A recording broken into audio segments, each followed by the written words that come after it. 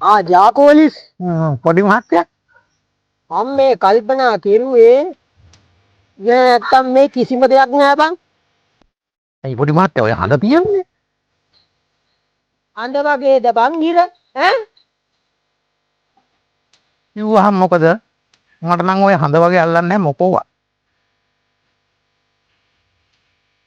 මොකද්ද බොලේ ඒ කතාවේ තේරුම? පොඩි මහත්තයාට කිව්වහම මොකද? හඳ පහන ඇති දාට මොන තරම් දේවල් සිද්ධ වෙනවා. මොනවද බං උඹ හිතන හැටියට සිද්ධ වෙන දේවල් ඈ? ඇයි? හොර පොල් කනන්නේ? එතකොට හොර අරක්කු වෙලඳන් කරන්නේ? හොර හරක් වෙනඳන් කරන්නේ? වෙන එකක් තියා හොරු ගෙවල් බින්දින්නේ ඔය හඳ පහන ඇති දාට. ඈ බොල ඒ සේරම නොසන්ඩාල වැඩ නේද? වලන් ඉතින් එහෙම තමයි. ඒ වුණාට ඔය මලිත්තේට මම පැනලා ගියේ හඳ පාන ඇති දාකනේ. ඕ ඒකයි මේ උඹ හඳට කැමති ඈ?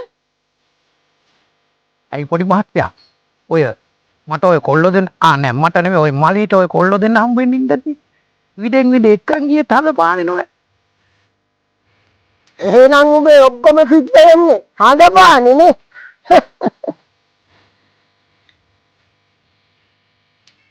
බලන්න කොල්ලෝ එහෙම අත්සාවල් කරනවාමයි. පොඩි එකා හොඳට ඉගෙන ගත්තා. ඌ විශ්වවිද්‍යාලෙට ගිහලා ඕන් රටක් ගියා.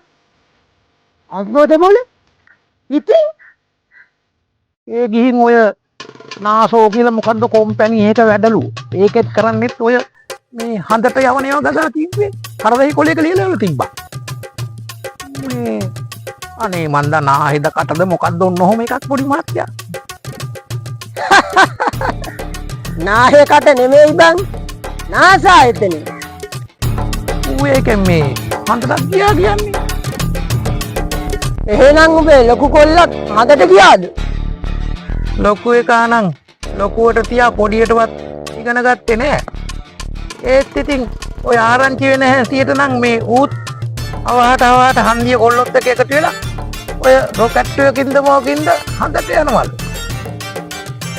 එහෙනම් උඹේ ඔක්කොම සිද්ධ වෙන්නේ හඳ පානේ. නැත්තම් උඹට බං හරියන්නේ හඳම තමයි බං.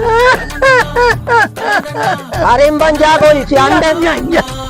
Tane na na tane tane na na na